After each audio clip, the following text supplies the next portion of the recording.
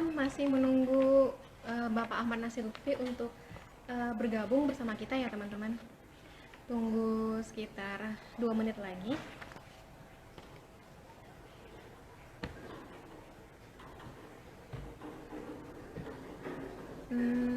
Belum bergabung Bapaknya.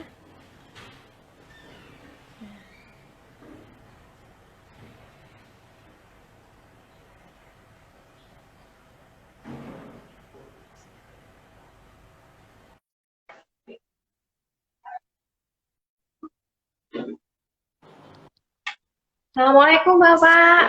Waalaikumsalam Mbak Lara, apa kabar? Suara Sehat? Bapak tidak terdengar Bapak. Tidak terdengar ya? Bentar, aku deketin mic-nya.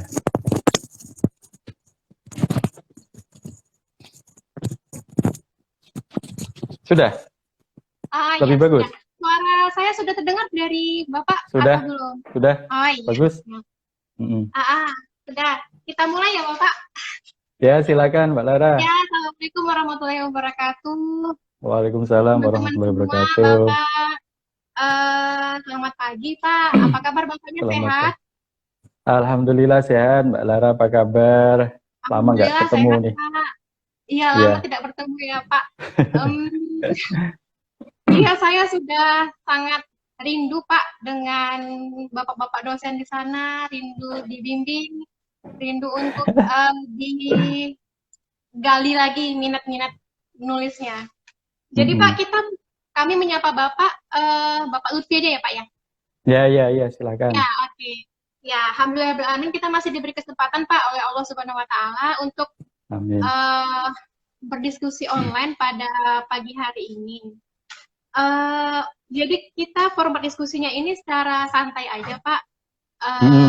dan dengan santai, dan teman-teman yang ingin mengajukan pertanyaan bisa di kolom komentar aja bertanya nanti ke Bapaknya langsung.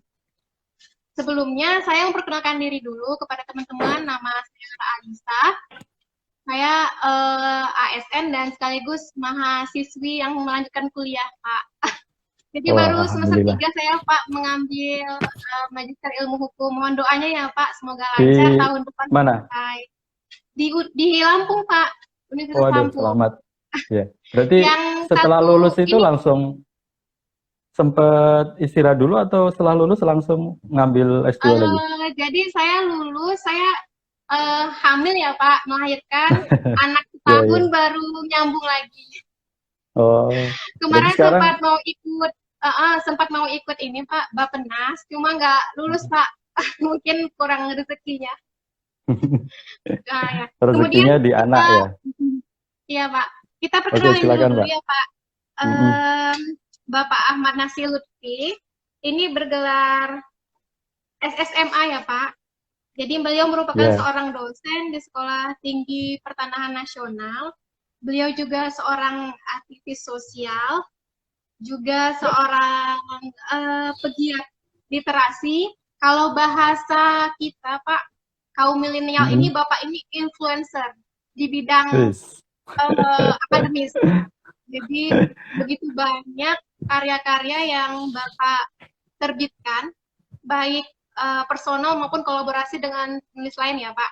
Saya tadi sebelum memulai diskusi ini, saya sempat browsing Pak, pengen tahu, ketik nama Bapak Ahmad Nasir Lutfi, kemudian langsung keluar banyak banget tulisan Bapak, baik itu opini, jurnal, buku, ada sekitar hampir 100-an lebih.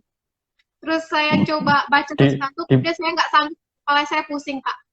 Karena bahasa dibohongin Bapak. sama Google itu. Oke Bapak, jadi Bapak ini gelar sarjananya 2005 di UGM ya Pak? Ya, lulus Di S1. UGM, kemudian 2010 melanjutkan tamat magister di Mm-mm. Universitas Gadjah Mada, kemudian pernah aktif sebagai peneliti juga di Sajogyo Mm-mm. Institute, Mm-mm. mendirikan komunitas Ethnohistory, sebagai itu Mm-mm. juga aktif sebagai editor jurnal. Di STPN juga menjabat sebagai ini ya Pak, kepala STPN Press. Ya, Sampai sekarang ya Pak. masuk masuk STPN 2011. Ya, setelah lulus. 2009. Mm-mm. Oh iya, Terus berarti kita satu ketemu Mbak angkatan nggak Lara. Pak? PNS-nya. Foto angkatan ya, SN-nya ya. Bapak yang jalur S2 ya Pak? Saya Jalur S2. yang Heeh. saya jalur D1-nya. Mm-mm. Baik Bapak, tema kali ini kita mengambil tema menggali minat literasi. Mm-mm. Jadi banyak yang bertanya kepada saya, Pak, mengapa yang ditemakan itu menggali? Karena filosofinya menggali menggali ini kita seperti ini ya, Pak, lebih dekat konotasinya ke lubang tanah. Jadi Mm-mm. menggali ini kita menggali lubang yang artinya membangkitkan dengan usaha kita sendiri untuk minat ke sana gitu. Jadi saya tidak mengambil Mm-mm. kata menumbuhkan minat, tapi menggali. Karena menggali ini Mm-mm. lebih ke usaha kita untuk membangkitkan usaha kita untuk menelusuri apa sebenarnya itu literasi gitu. Jadi makanya saya ngambil temanya menggali, Pak. Mm-mm. Nah, teman-teman di sini Pak banyak yang bertanya atau banyak yang kemarin sempat DM menitipkan pertanyaan. Sebenarnya literasi itu apa Pak? Pengertiannya atau pemahaman Bapak seperti apa? Ya, Silakan Bapak. langsung langsung Mbak ya. Langsung Ya, saja Pak. terima kasih. Saya udah diundang oleh Mbak Lara untuk bisa ngobrol santai. Saya nggak tahu apakah bisa santai atau enggak ini nanti. Karena Iya pakai Bapak. baju batik, meskipun hari Minggu. Hari Sabtu ini libur Batik ya. ya Pak kemarin. Biasanya kalau pakai batik itu bawaannya serius gitu. Iya. Tadi mau pakai kaos tapi nanti dianggap nggak pas gitu kan. Ngobrol sama ASN katanya. Bapak. Gimana Bapak? Eh, ya, jadi saya baru tahu kalau filosofinya menggali seperti yang Mbak Lara jelaskan tadi. Semula saya nggak kepikiran ke arah situ, tapi saya mencoba masuk dari apa yang sudah dihantarkan oleh Mbak Lara tadi, dan saya setuju kalau kemampuan literasi itu sebenarnya berawal dari potensi yang ada di dalam diri kita sendiri, sehingga itu yang perlu kita gali.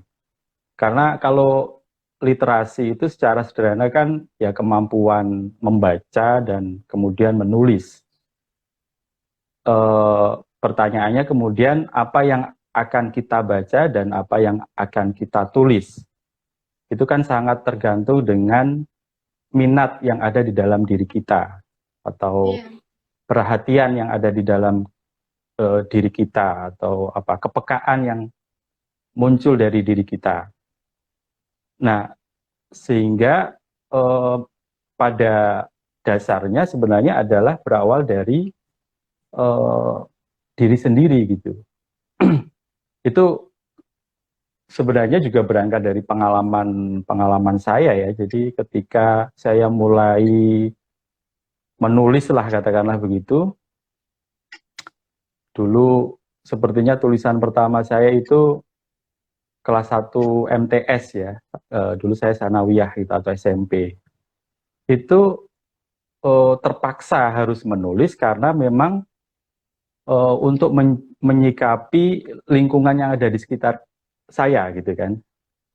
Jadi karena dulu di pesantren gitu kan, jadi ketua kelas, yang teman-teman sekelas itu usianya bisa, kalau pesantren tradisional kan begitu ya, bisa bedanya 4-5 tahun di atas saya. Itu ada dalam satu kelas. Jadi bisa dibayangkan jadi ketua kelas tapi teman-teman sekelasnya itu usianya lebih tua daripada saya gitu kan, sehingga ya kadang ribut tapi saya nggak punya kemampuan untuk misalnya menegur secara langsung dan sebagainya gitu, sehingga kemudian saya akhirnya menulis. Jadi benar-benar merespon situasi yang saya hadapi gitu. Jadi nulis ditempel di majalah dinding gitu kan. Saya lupa judulnya, tapi kira-kira apa ya, situasi atau kondisi belajar yang kondusif di sekolah gitu kan. Kira-kira intinya gitulah gitu. Jadi kemudian kan mau nggak mau saya harus menggali apa namanya kemampuan saya begitu kan. Tetapi karena ada satu apa namanya isu yang dituju, yakni ingin mengajak teman-teman supaya menciptakan lingkungan yang kondusif begitu di kelas. Jadi apa realitas yang saya tulis itu kebayang gitu kan, sehingga ya ngalir begitu saja, sehingga kata-kata itu barangkali tidak terlalu sulit karena memang berangkat dari apa yang saya rasakan, apa yang teman-teman yang membaca itu bisa terbayang lah, intinya kira-kira seperti itu. Begitu. Jadi kalau mau diringkas kira-kira literasi menurut saya bukan semata-mata kemampuan untuk membaca dan menulis, tetapi yang lebih penting berikutnya adalah membaca apa dan menulis apa gitu ya. Supaya tidak jauh menulis itu harus sesuatu yang kesannya keren jauh di luar sana, tetapi dia tidak relevan bagi diri kita gitu, atau tidak relevan bagi lingkungan kita. Itu kalau berangkat dari pengalaman saya ya. Itu Mbak Lara. Iya, berarti pemahaman kita Pak bahwa literasi itu sebenarnya bukan hanya kemampuan untuk membaca dan menulis, cuma lebih ke mengaplikasikan ya Pak ya, bukan begitu ya Pak? Lebih gini. Jadi saya tadi coba cari bahan Pak, sebenarnya literasi itu apa.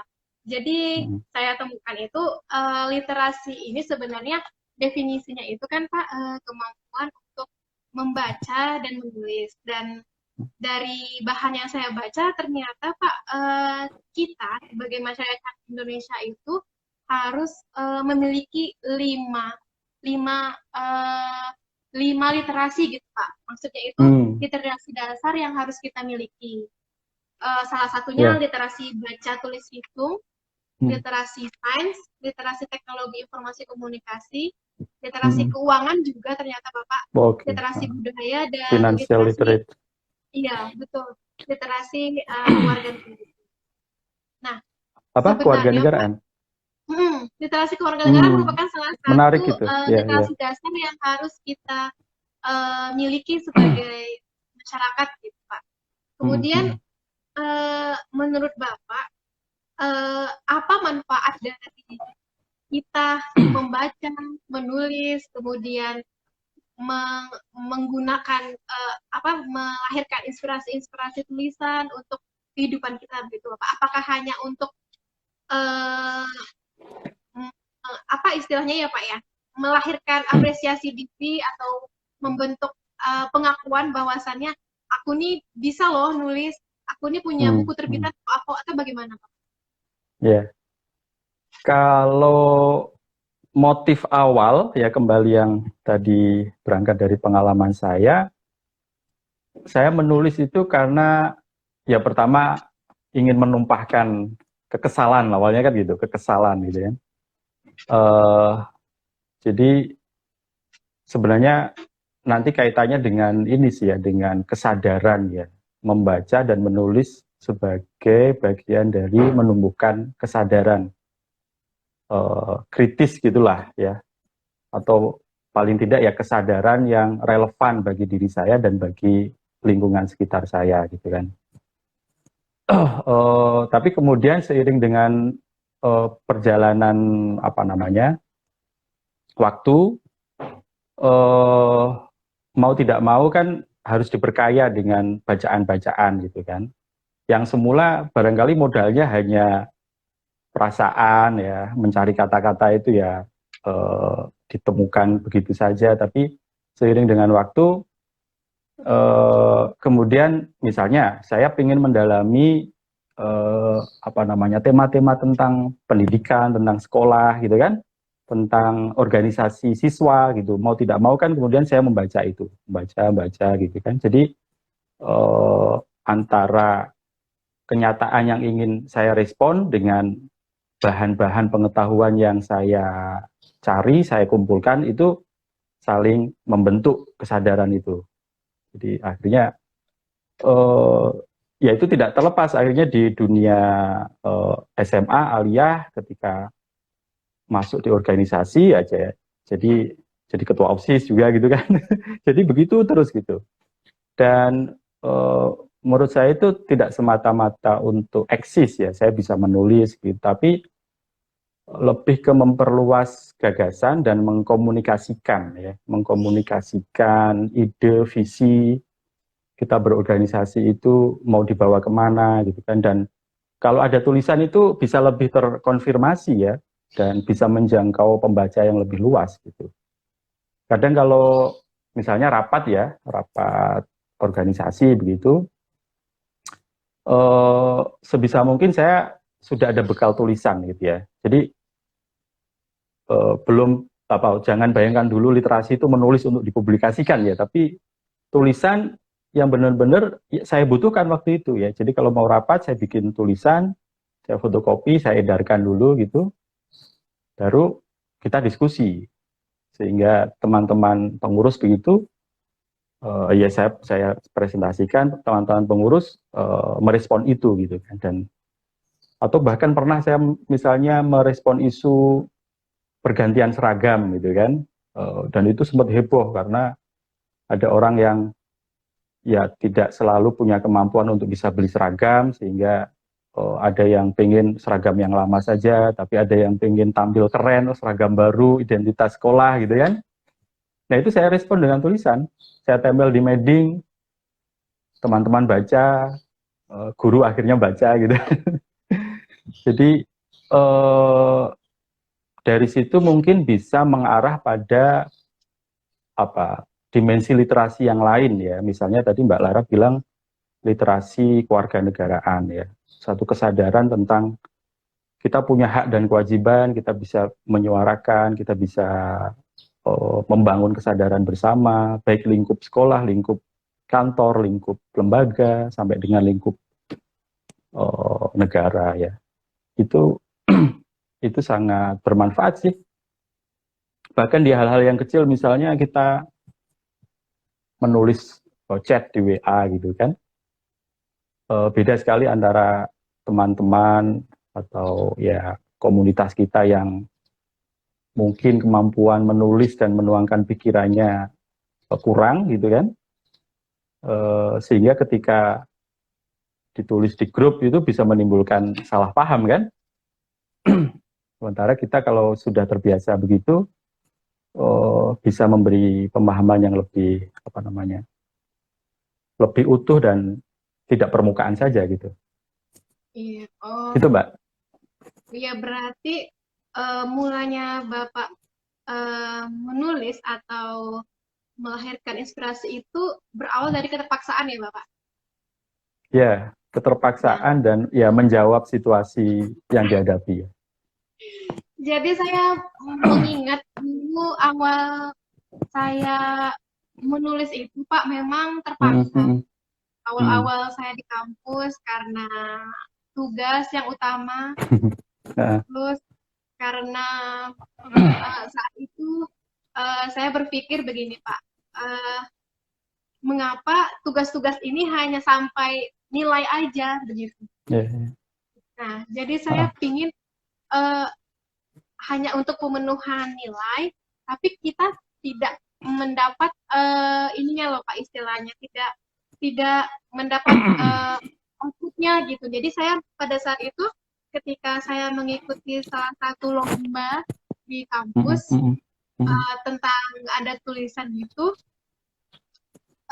ternyata yang mengirimkan draft perlombaan itu hanya saya sendiri Pak di kampus, di antara berapa ratus mahasiswa. Kemudian saya selalu nunggu ini siapa ya kira-kira yang terpilih, kok tidak ada pengumumannya. Hampir itu tuh pada saat itu hari Bumi Bakti kalau tidak salah Pak. Jadi pada saat itu saya semester 1, jadi ada kayak semester 1 Pak. Jadi saya pikir masih awal sekali itu. Masih awal sekali Pak, itu tulisannya masih kayak masih standar banget. anak-anak Heeh. SMA lah ya Pak ya. Jadi saya tanya ke panitianya, eh, maaf Mbak, ini nih lombanya jadi nggak ya? Siapa ya yang terpilih? Gitu. Oh Kemudian iya iya, panitianya, saya ingat-ingat lupa itu. jadi kemudian mereka bilang sebenarnya Yang Mbak, mengirim hanya satu, ya kan? iya yang mengirim Iya hanya iya iya, satu. saya ingat itu. Pernah Kita dikabari sama tidak bisa, panitia.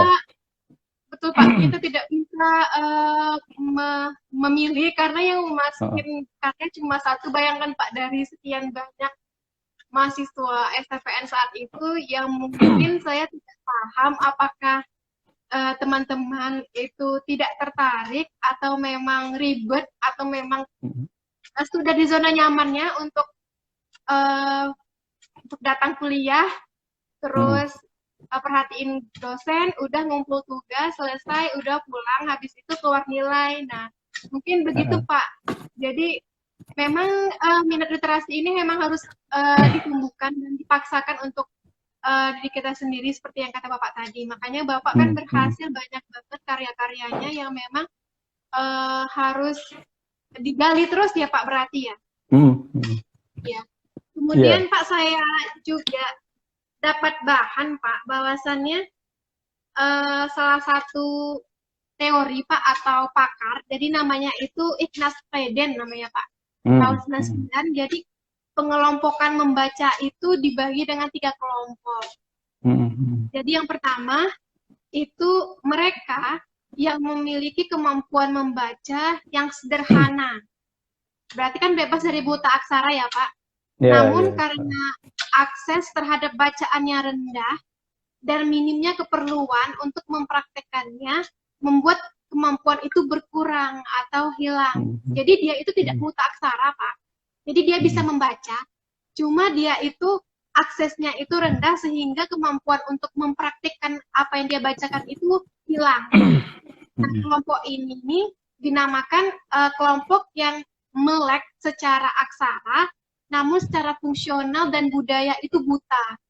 Nah, dia itu hanya memiliki kemampuan membaca, tapi mempraktikannya atau menginspirasinya atau mengidekannya kembali itu tidak ada. Berarti dia termasuk dalam kelompok yang buta buta aksara secara fungsional dan budaya. Itu yang pertama, Pak. Kemudian yang kedua, mereka yang secara teknis itu aksaranya itu udah melek, mereka mampu untuk membaca, menggunakannya, tapi hanya untuk menyelesaikan tugas atau pekerjaan, tapi belum dapat menggunakan percakapan itu untuk menambah pengetahuannya atau berekspresi terhadap tulisan. Jadi dia itu hanya membaca sebatas keperluan untuk tugas ataupun pekerjaan. Nah, itu kelompok yang melek aksara, namun buta terhadap budayanya aksara itu sendiri. Nah, itu kayaknya kelompoknya kita, Pak. Kelompoknya para mahasiswa, kelompoknya para mungkin pekerja gitu. Jadi mereka itu mempunyai melek secara aksara, tapi hanya digunakan untuk pekerjaannya saja. Nah, yang ketiga ini yang sulit, Pak.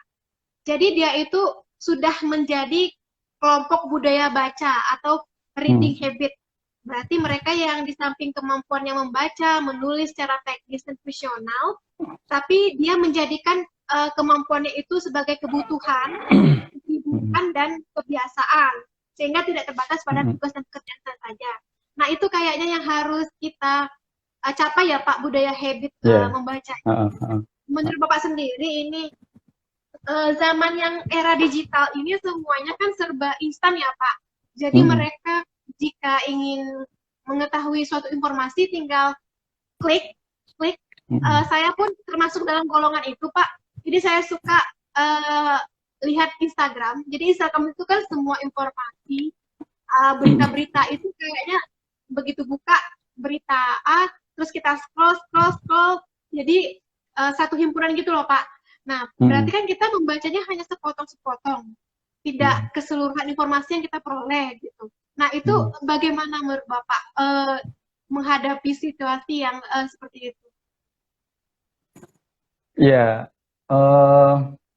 itu dilemanya teknologi ya, yang sebenarnya bukan hanya dirasakan sekarang saja setiap perubahan yang sangat cepat ya, apalagi melalui teknologi dari dulu juga akan berdampak pada goncangan-goncangan sosial dan kebudayaan seperti itu, termasuk sekarang media sosial, internet dan seterusnya gitu. Tapi sekali lagi sih tergantung kita menyikapinya. Instan itu bisa dalam pengertian kita lebih cepat mendapatkan bahan, dan artinya itu kan positif ya. Saya dulu mahasiswa sejarah misalnya mencari arsip-arsip atau koran-koran lama itu harus langsung ke misalnya arsip daerah, atau kalau nggak ada ke ANRI di Jakarta begitu. Tetapi sekarang bisa tersedia secara online bahkan koleksi yang ada di Belanda misalnya begitu. Atau begitu juga buku-buku yang dulu hanya dosen-dosen tertentu senior yang punya koleksi buku keren gitu kan, di perpus saja nggak ada gitu kan. Nah sekarang bisa disediakan secara online oleh lembaga publik gitu ya. Ada Lab Genesis misalnya, atau apa itu yang jurnal-jurnal itu, Science Hub gitu ya. Dia menyediakan sumber informasi yang gratis ya, dan itu menjadi komitmen ilmuwan ya, publik, bahwa ilmu pengetahuan itu harus dibagi secara gratis gitu.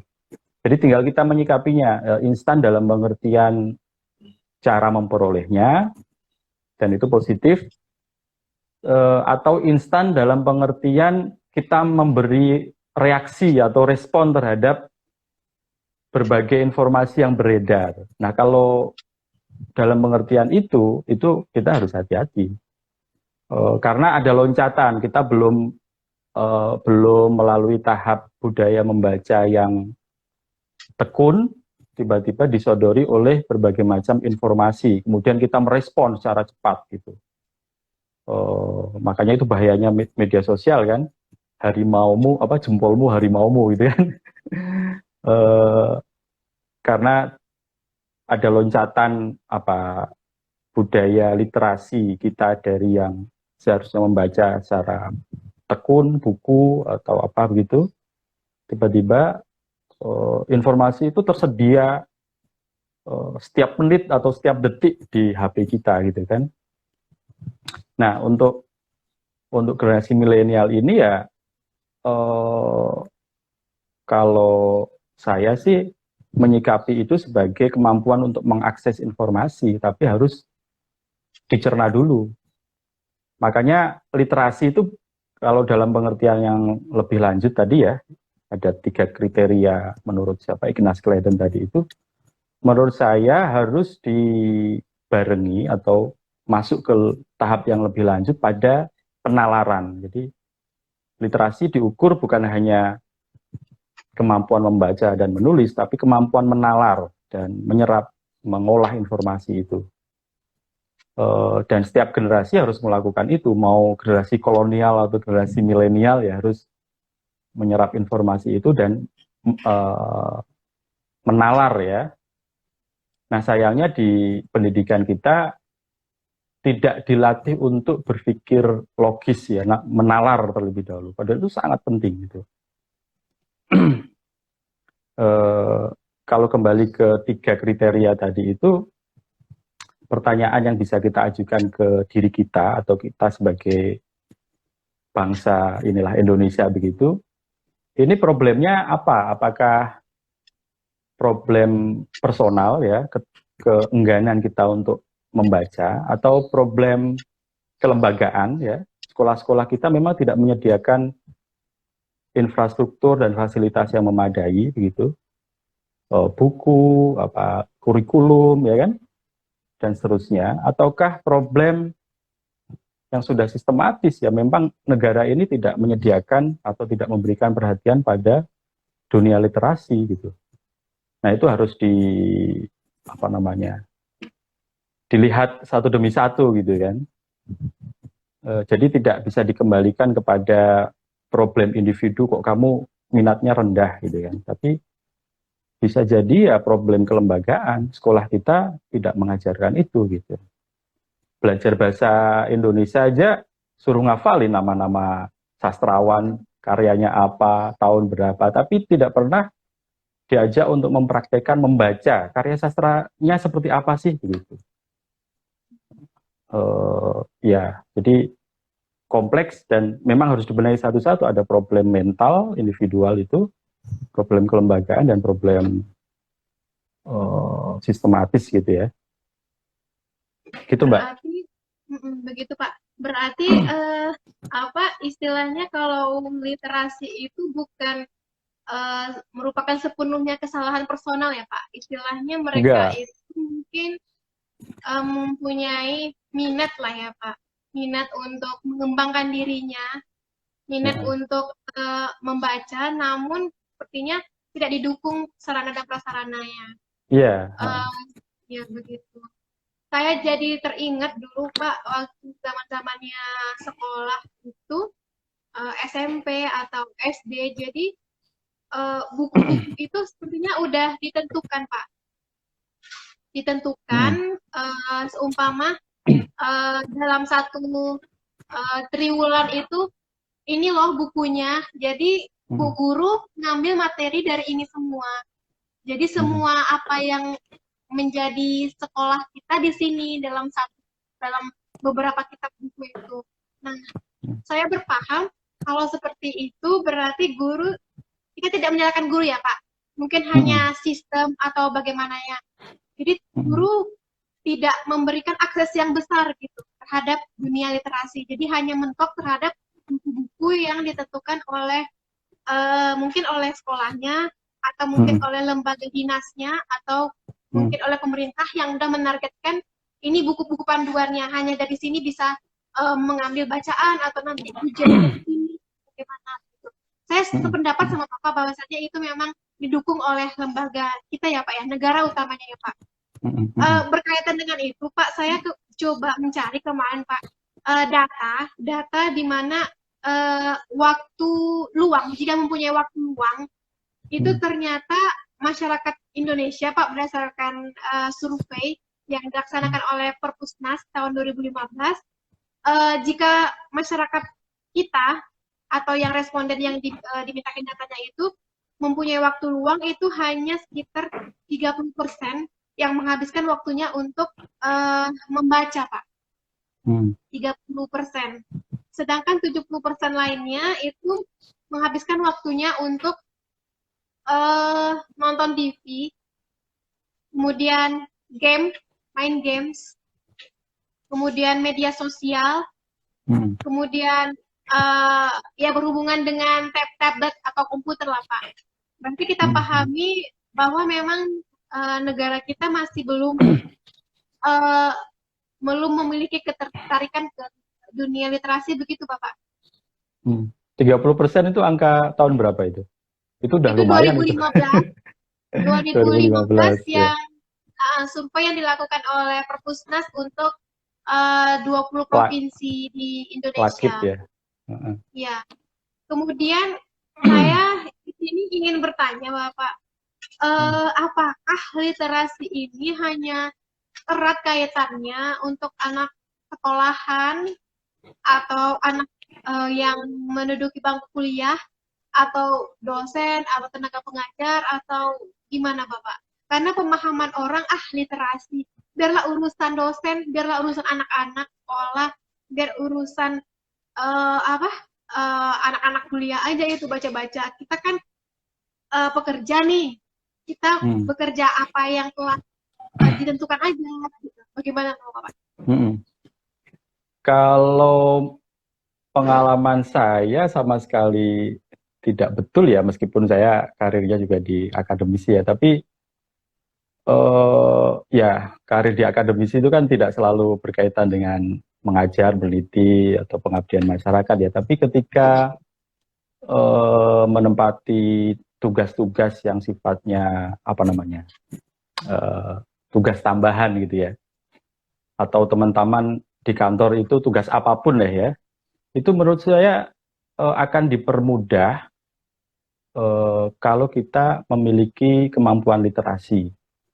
Jadi itu sangat membantu ya dalam kemampuan berkomunikasi dengan teman, dalam kemampuan memecahkan masalah. Karena menurut saya hakikatnya literasi itu kan memperkaya kita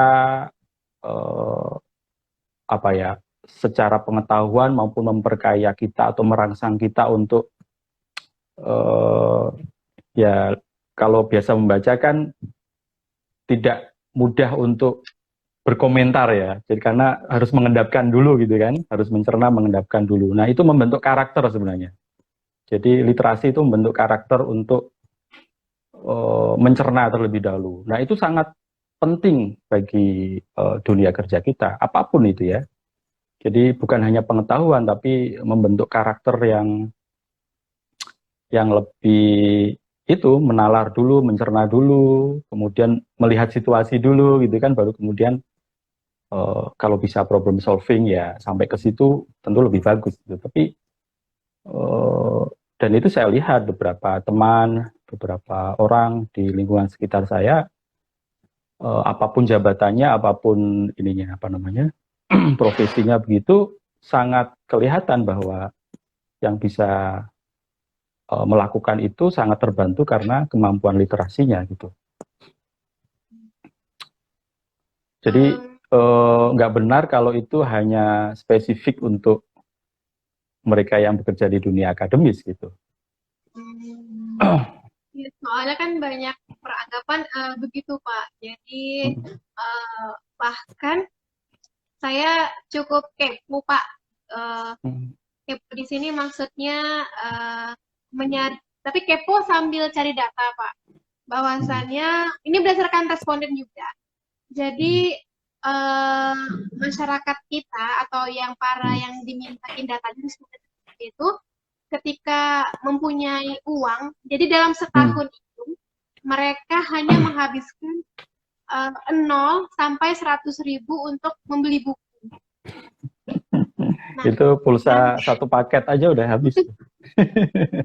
Sedangkan bila kita perhatikan Pak, pengeluaran rutin kita itu kayaknya lebih besar ke gadget ya Pak, sepertinya ya Pak, daripada untuk membeli buku. Itu apakah sekarang memang tersedia buku online atau bagaimana? Jadi minatnya kita untuk membeli buku itu sangat rendah.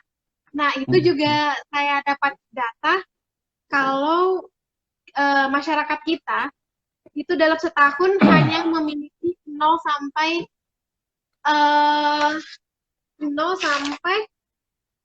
10 buku Pak dalam setahun ya. Cukup tinggi apa cukup rendah ya itu ya Pak ya? Cukup rendah lah. Cukup Satu rendah. bulan sekali aja udah 12 kalau mau. Nah itu. Nah makanya cukup disayangkan. Tapi saya bahagia Pak kuliah di STPN karena setiap diterbitin buku kami dikasih Pak. Jadi kami nggak beli lagi.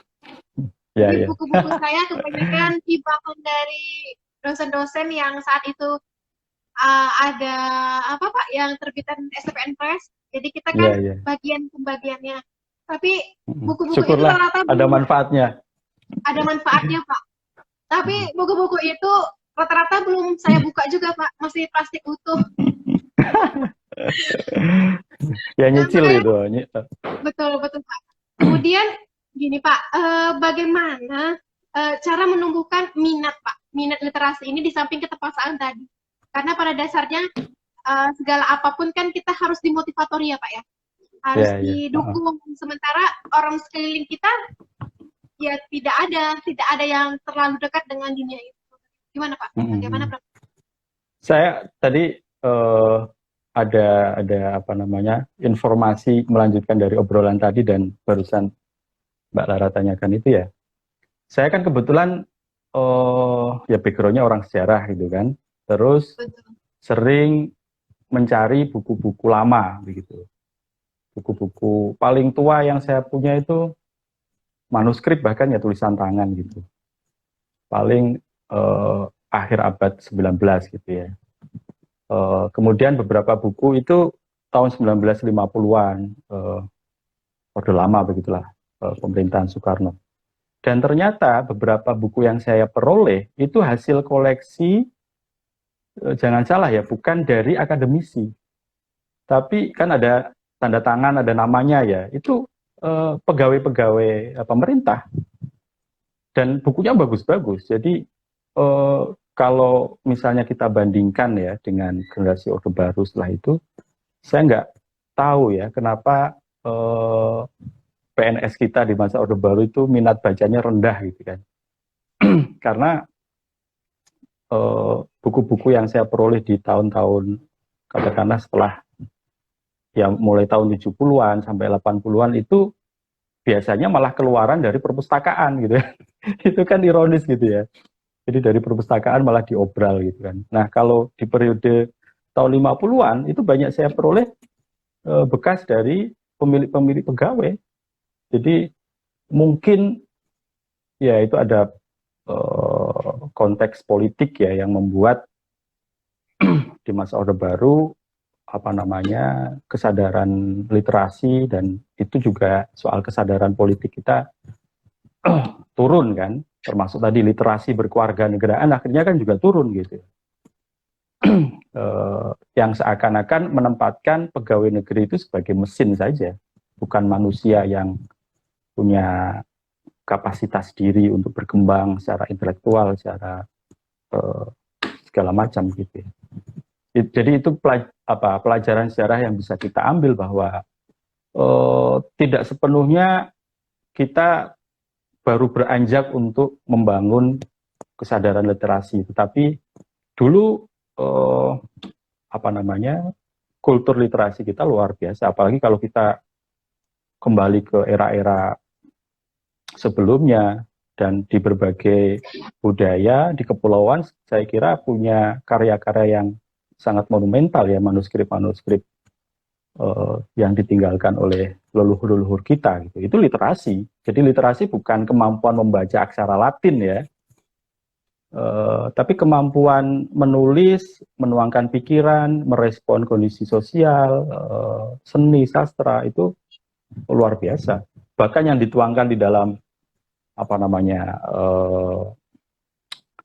medium-medium batu ya, lontara atau kayu bahkan ya, itu sudah sangat kaya. Dan tapi sekali lagi ini ada problem politik, ada problem pengetahuan yang lebih luas. Mungkin juga ada problem kita pernah dijajah ya, sehingga seakan-akan menganggap bahwa masyarakat kita itu bodoh, tidak terdidik, tidak bisa membaca gitu. Ya kalau membaca Latin, berbahasa Belanda ya nggak bisa gitu kan.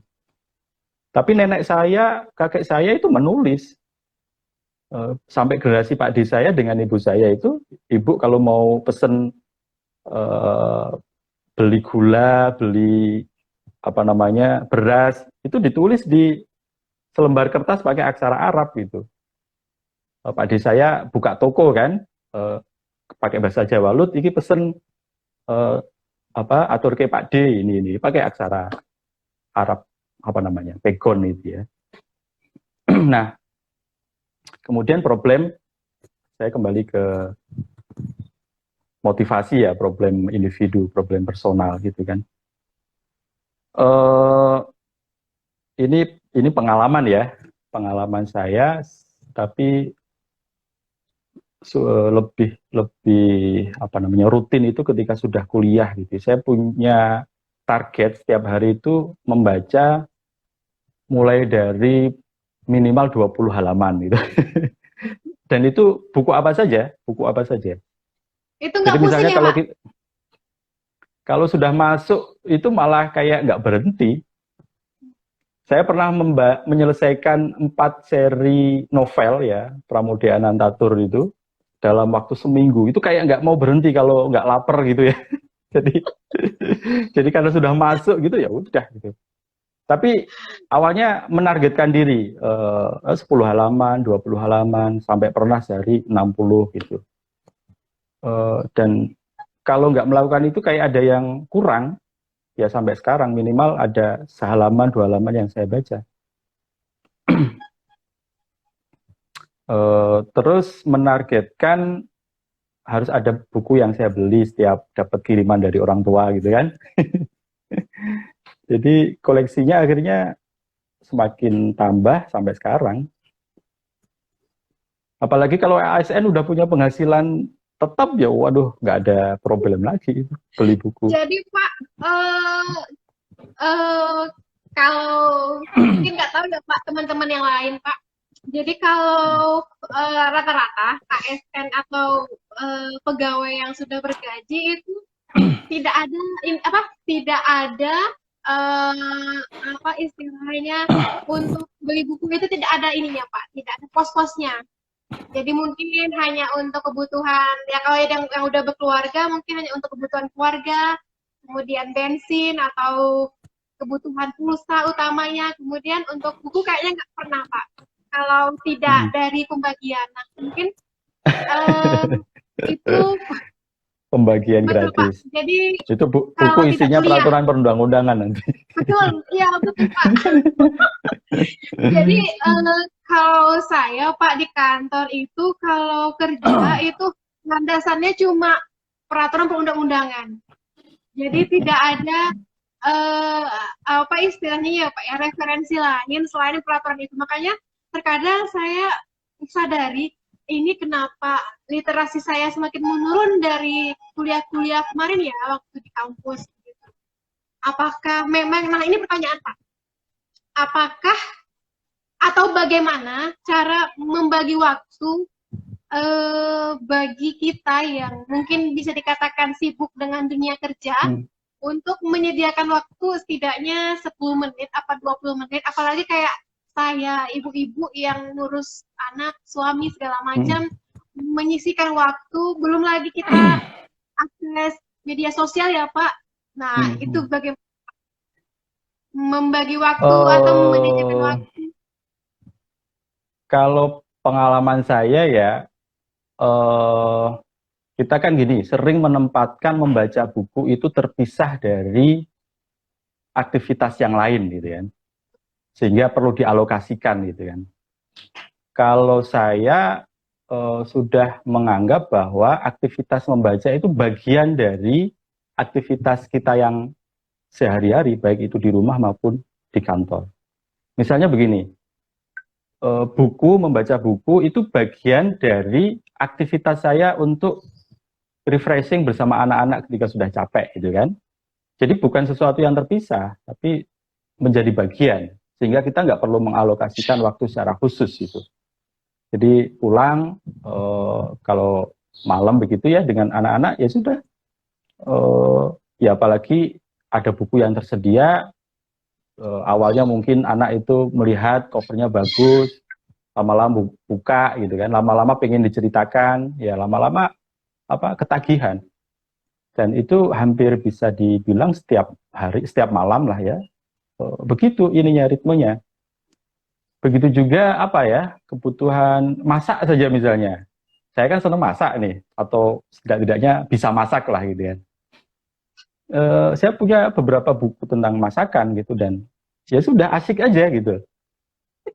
Setidak-tidaknya itu buat pajangan itu menarik gitu kan. Jadi kosakata kita terhadap misalnya bumbu-bumbuan akhirnya juga nambah, jenis masakan. Nanti switch ke TV, lihat masakan ya, masakan Korea. Sekarang anak saya suka yang serba Korea. Jadi saya gabungkan di situ ketika ada siaran tentang Korea gitu ya, ada masak-masak, kemudian di situ diceritakan, dan itu kan terkait dengan budayanya. Terus nanti kembali lagi mencari informasi di internet atau jadi bagian dari permainan juga di dalam rumah tangga itu. Dan anak saya terlibat di dunia anak saya, sedikit bisa memahami begitu kan. Nanti di dunia kampus juga begitu. Jadi kalau saya sudah tidak lagi memisahkan antara atau meluangkan waktu antara membaca buku dengan bagian dari aktivitas yang lain gitu. Dan dengan begitu membaca buku itu relevan gitu loh. membaca buku itu relevan di dalam kehidupan kita. Saya tertarik kalimat Bapak yang bilang buku itu dijadikan sesuatu untuk refreshing. Jadi saya ngerasa tersentak Pak, karena refreshingnya kami itu beda Pak kayaknya. Refreshingnya kami lebih ke jalan-jalan, namun Bapak lebih ke buku ya Pak ya. Berarti kan memang sudah menjadi menyatu, ya seperti yang kata Bapak bilang tadi, jadikan buku itu sebagai sesuatu yang tidak terpisahkan dari kebiasaan ya Pak. Ya Berarti kan jalan-jalan pun nggak terpisah dari buku. Saya punya buku tentang traveling gitu kan. Jadi apa ya, jalan-jalan pun kita ada apa namanya ya. Kan gini, antara realitas dengan teks dengan konteks itu nyambung gitu loh. Antara teks dengan konteks itu selalu nyambung gitu. Jadi pembaca buku nggak berarti anti jalan-jalan gitu kan, anti main, anti bersosial, enggak, itu keliru sama sekali. Betul. Ya Pak, secara tidak langsung Bapak mengatakan tidak langsung yang saya tangkap bahwasannya faktor keluarga juga mendukung untuk menumbuhkan ya Pak minat literasi. Ya. Ya, jadi ada faktor individu, faktor kelembagaan, termasuk keluarga juga, faktor itu tadilah. Iya betul Pak. Satu lagi boleh nggak ya Pak? Pertanyaannya boleh. Satu lagi. Bagaimana melahirkan inspirasi, menuangkan ide yang ada di pikiran ke tulisan Pak. Jadi saya itu mungkin karena tidak biasa lagi untuk menulis, jadi kayaknya menulis itu mentok gitu loh Pak. Kalimatnya udah itu, terus ngulang lagi begitu Pak. Jadi bagaimana mengeluarkan inspirasi yang ada di pikiran ke tulisan. Ya semua orang akan mengalami begitu ya, sudah pengalaman menulis banyak buku misalnya begitu juga sama. Akan selalu mengalami itu, dan biasanya tertolong oleh deadline. Betul Pak. Tertolong oleh deadline. Saya pernah baca penulis esai terkenal di Indonesia, Gunawan Muhammad bilang itu kan, dia menulis catatan pinggir entah mulai dari tahun berapa ya, mungkin udah 30 tahun yang lalu sampai sekarang. Dia bilang punya endurance, punya stamina menulis seperti itu dari mana, katanya ya karena deadline. Tapi artinya ya itu kondisi-kondisi yang membuat kita akhirnya menulis gitu, salah satunya deadline. Berikutnya karena kita butuh gitu kan menuangkan sesuatu itu tadi. Jadi mencari tema tulisan yang memang dekat, jangan jauh-jauh. Kalau jauh memang ada kesulitan tertentu. Terus ketiga, memang ini problem teknis ya, ketika diksinya itu selalu berulang-ulang gitu kan. Dan itu mempengaruhi kenikmatan pembaca begitu biasanya. Ya mau nggak mau kita harus buka buka kamus, satunya lagi, thesaurus misalnya ya, thesaurus, sinonimnya kata ini apa, dan seterusnya. Dan sayangnya begini ya, budaya membuka kamus apalagi thesaurus itu rendah sekali. Apalagi kalau menulis esai, menulis sastra, menulis gaya-gaya yang esaik lah ya, itu cita rasa kata itu sangat dibutuhkan. Nggak seperti menulis peraturan perundang-undangan, itu nggak boleh, diksinya nggak boleh bermacam-macam, harus ya itu gitu kan. Jadi mulai buka-buka thesaurus, menemukan kata-kata dan kita kaya sekali. Mengapa? Karena kita itu dipengaruhi oleh beberapa kebudayaan besar ya. Konon katanya 9 dari 10 kata kita itu berasal dari luar ya, Arab, Latin, Inggris, Spanyol, Portugis. belum dari Jawa, Sunda, ya. Ngabuburit itu sudah masuk di dalam kosakata Indonesia. Jadi sangat kaya. Jadi satu thesaurus, dua mencari padanan itu dari budaya kita gitu. Sangat kaya. Oh, Eh, gitu. jadi nggak ada alasan Berarti untuk mentok diksinya itu aja, membosankan begitu. Bapak ini ada yang Oh ya, bertanya Pak di forum itu akunnya Halo Indomie Lezat ini nggak tahu Pak Bapak namanya siapa. Halo, jadi dia izin bertanya Bapak dalam suatu buku yang pernah saya baca bahwa kekuatan kalimat yang terus terang adalah kejujuran. Dalam literasi bagaimanakah kejujuran dapat menjadi bagian yang penting? Begitu. iya. Bagaimana Justru karena menulis itu maka orang terbiasa membuka diri dan harus terkonfirmasi oleh orang lain. Gitu ya. Kalau ngobrol itu kadang kan kemana-mana kan, ngelantur, kadang ngomongin orang, dan ketika ada orang yang kamu kemarin ngomong ini ya, enggak ah, jadi bisa mengelabui ya karena tidak terkonfirmasi dan nggak ada jejaknya gitu ya, nggak ada jejaknya. Tapi kalau menulis kita selalu membayangkan ini nanti akan dibaca dan bisa dikonfirmasi, bisa dilacak gitu ya, sehingga kita dipertanggungjawabkan ya, sehingga kita dari awal harus menempatkan posisi untuk ya setiap apa yang kita tulis harus dipertanggungjawabkan, maka harus selektif dan apa namanya ya ada etikanya, jujur gitu kan. Nah tapi ini juga ada problem politis lagi-lagi ya di dalam politik bahasa kita dulu ya selama Orde Baru lagi-lagi itu kan ada banyak eufemisme ya, penghalusan kata-kata. Miskin disebut apa pendapatan apa dulu, jadi nggak boleh ada miskin gitu kan, tapi pendapatan kurang gitu kan. Penggunaan kata rakyat nggak boleh, tapi masyarakat gitu kan. Ya.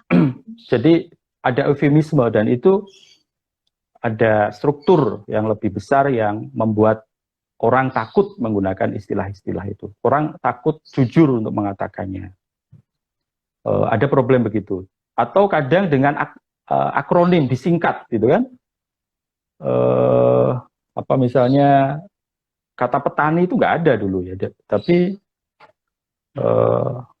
ya himpunan kerukunan tani ya, HKTUI, tapi petaninya itu kayaknya hilang gitu. Jadi akronim itu muncul banyak sekali di dalam masa Orde Baru, kata-kata eufemisme muncul banyak sekali.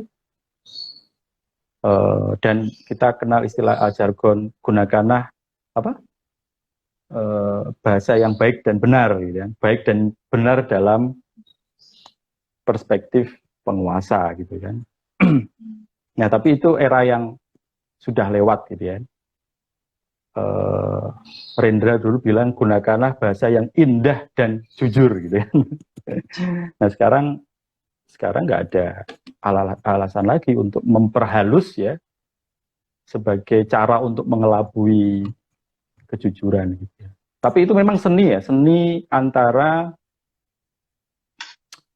karena namanya bahasa itu kan mempersuasi orang, mempengaruhi orang gitu kan. Kadang membiarkan kalimat itu menggantung ya, membiarkan kalimat itu menggantung, tetapi sebelumnya orang sudah digiring arahnya ke sana, itu kadang lebih efektif daripada mengatakan secara secara langsung begitu ya. Jadi itu seni memang, karena sekali lagi tulisan itu adalah medium untuk mengkomunikasikan sesuatu ya. Ada atau apa kalau dalam bahasa ada balaghahnya, ada seni menyampaikan gitu ya. Dan itu yang bisa mengukur siapa ya, si penulis sendiri.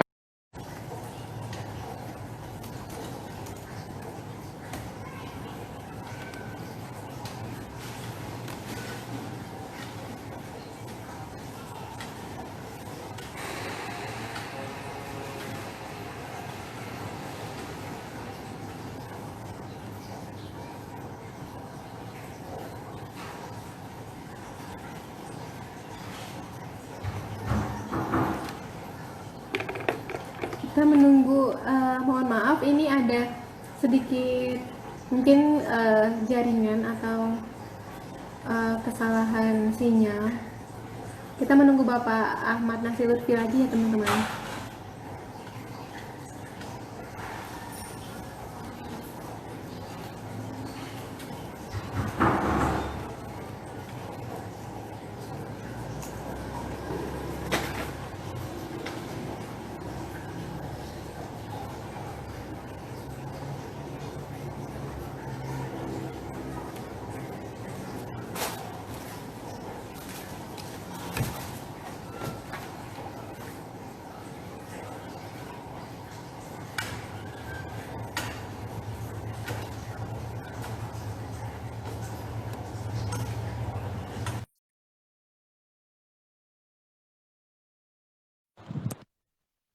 Maaf Bapak, mungkin masalah sinyal atau Oh tiba-tiba. iya, Iya.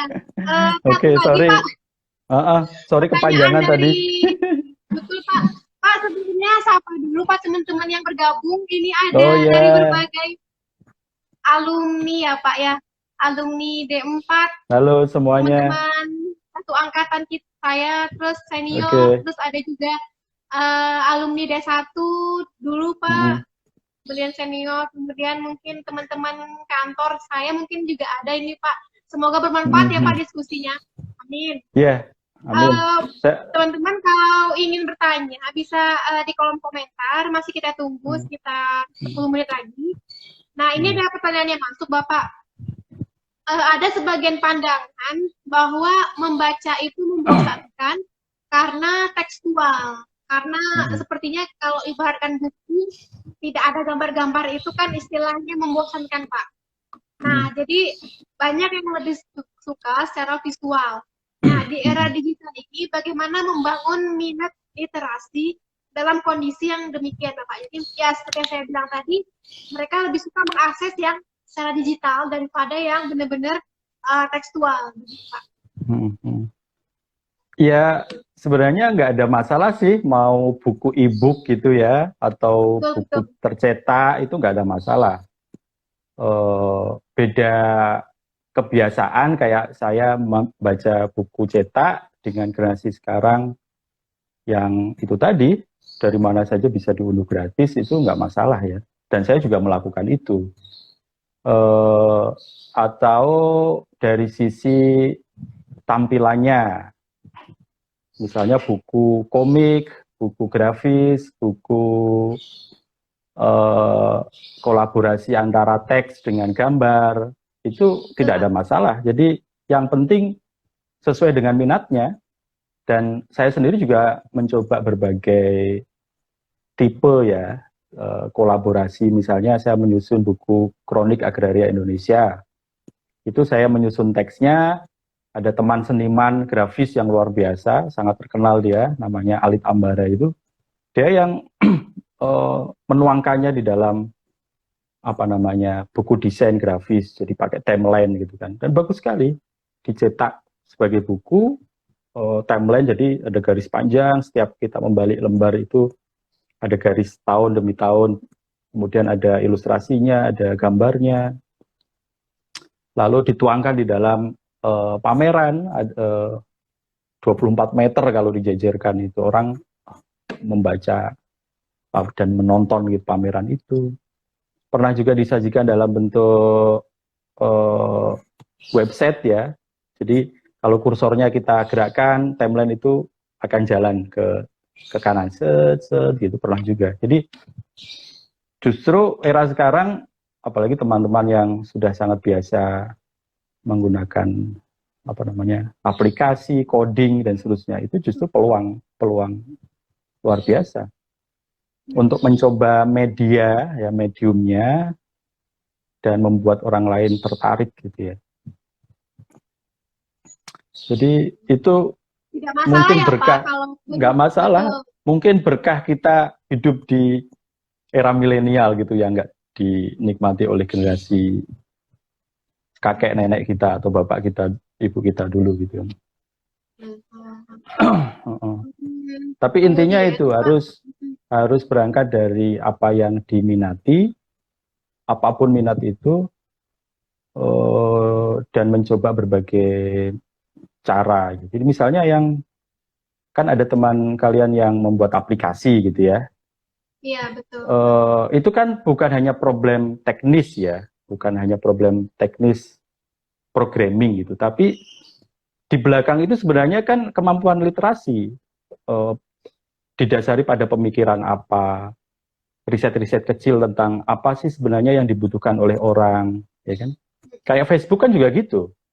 Si Mark Zuckerberg itu kan dia mahasiswa apa itu?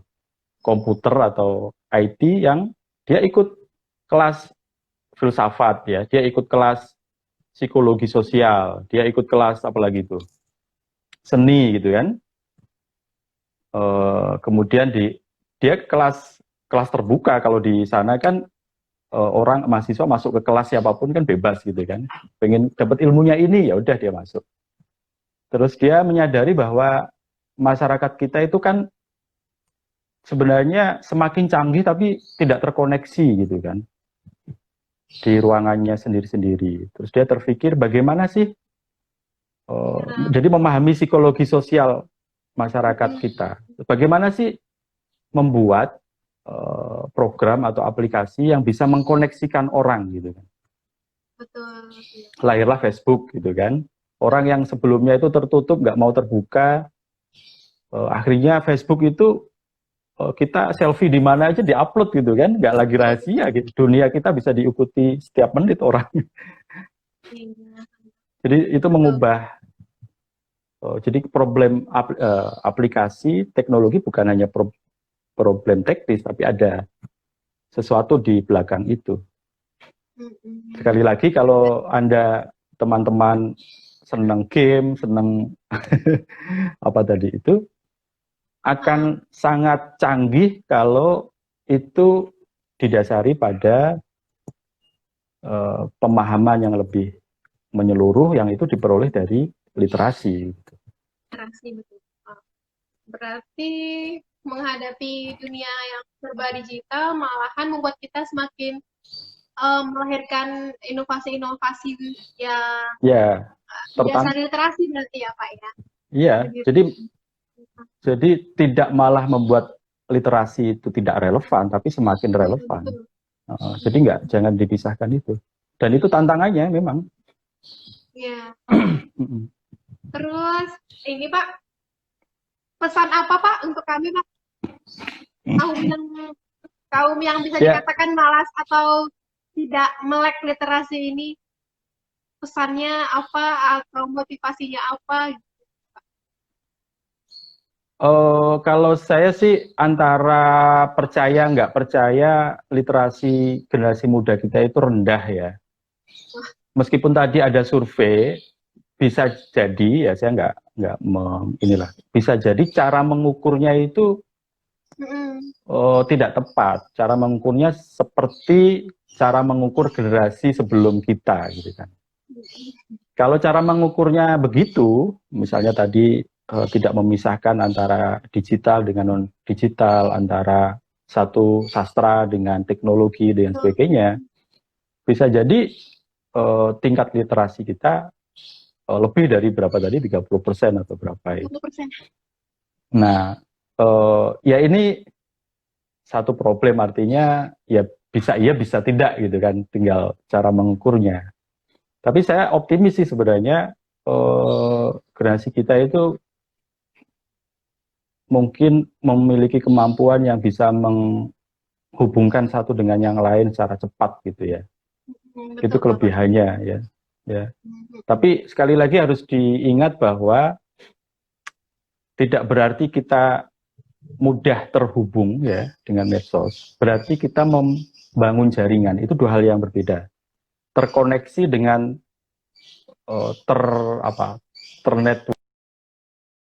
terbangun suatu, kita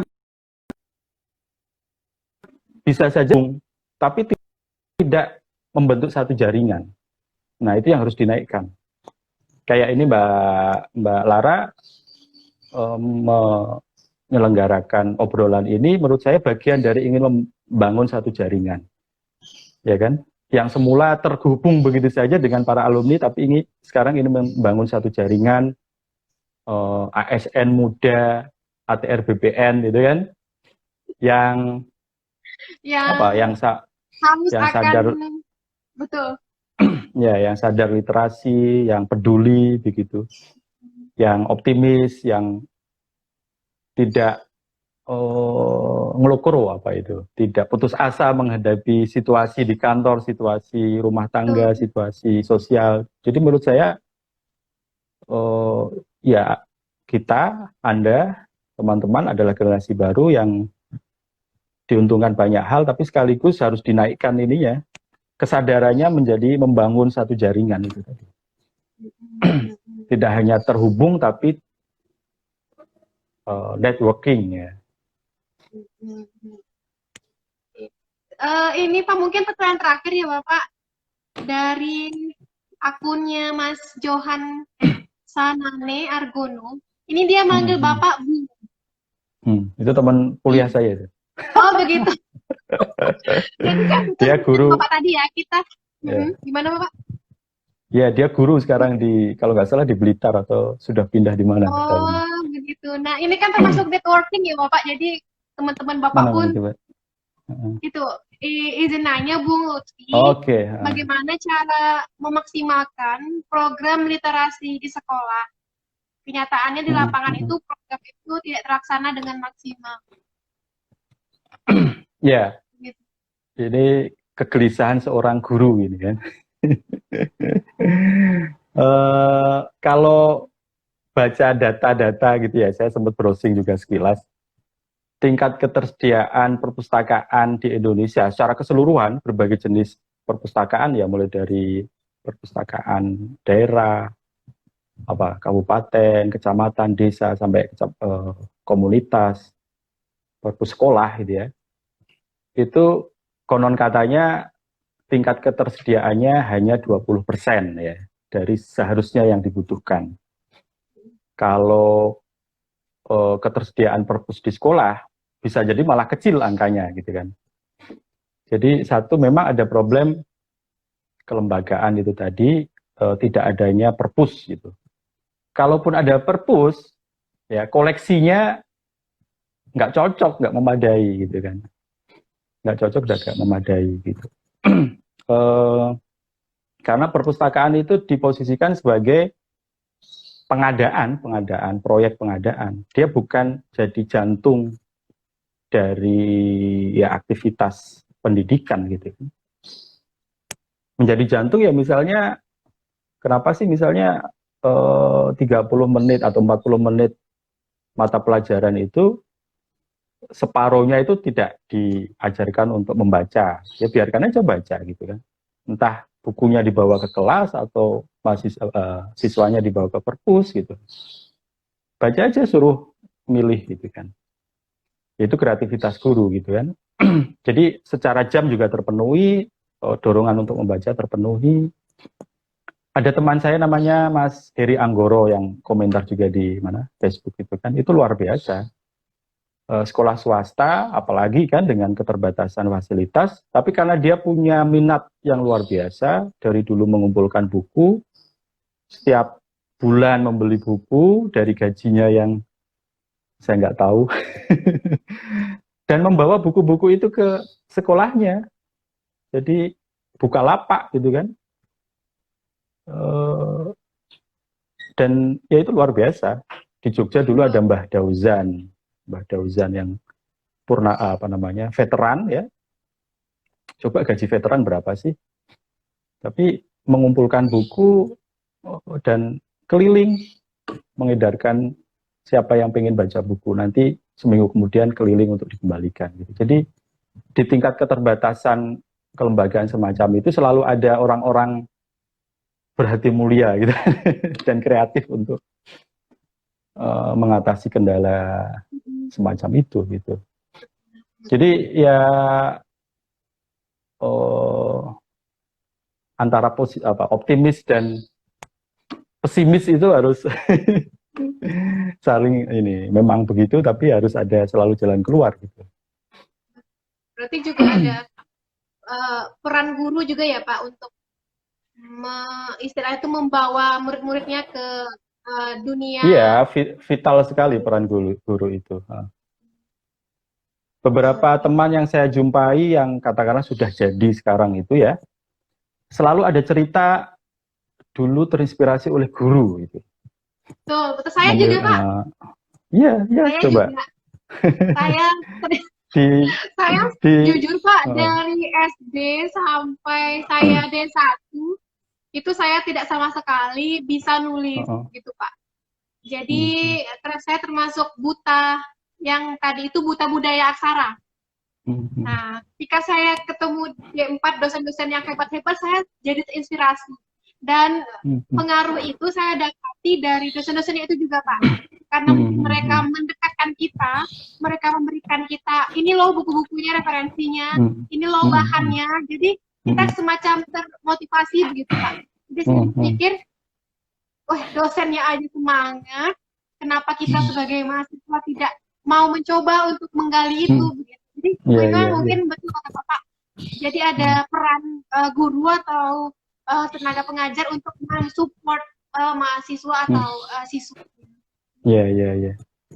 Ya sekarang peluang untuk menempatkan posisi guru secara lebih terhormat itu ada.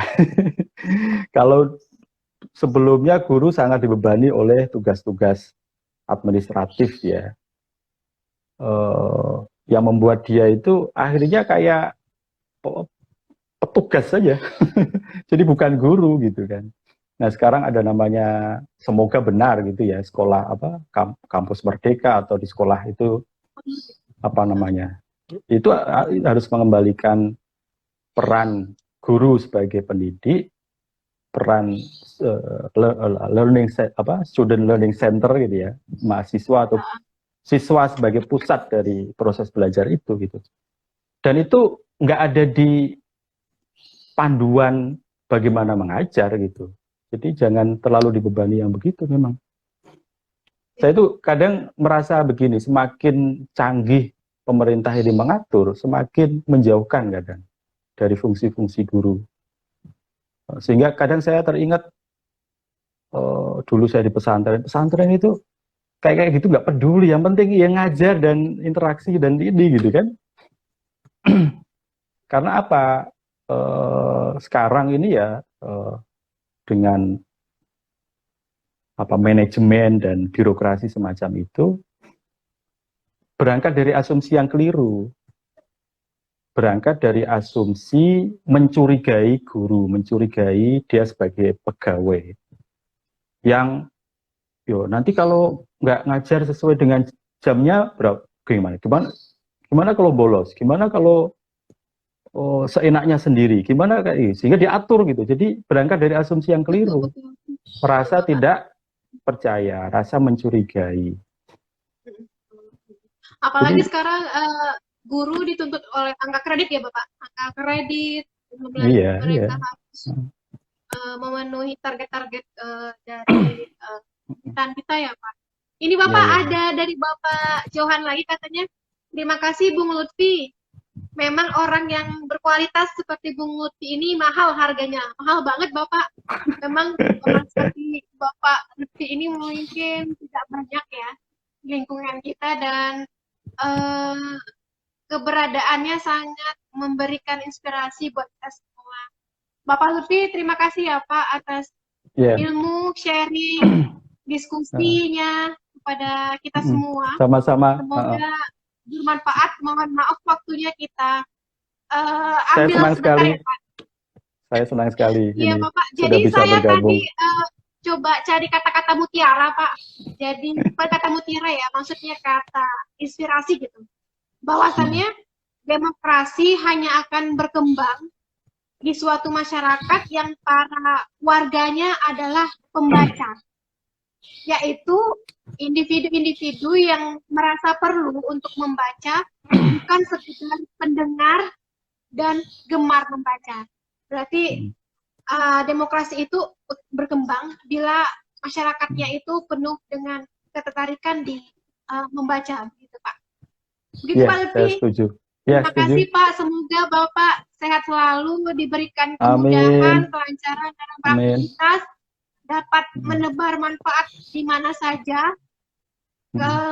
dapat memberikan ilmu-ilmunya kepada kita dan sharing-sharing pengetahuannya. Terima kasih Bapak. Ya, terima kasih Ya. juga Mbak Lara sudah menginisiasi obrolan ini dan saya semakin optimis sebenarnya dengan generasi baru paling tidak ya alumni SDPN dan semoga menjalar Betul. semangatnya ke teman-teman muda Amin. di Ya, ATR betul BPN Bapak. atau di ASN secara keseluruhan dan saya mungkin dinilai seperti itu juga karena semakin merasakan bahwa lingkungan yang terbentuk di SDPN semakin kondusif ya. Saya dikelilingi oleh teman-teman yang ya punya visi yang sama untuk membangun literasi dan punya integritas terhadap ilmu pengetahuan gitulah kira-kira. Jadi kita nggak Terima kasih sendirian. Bapak.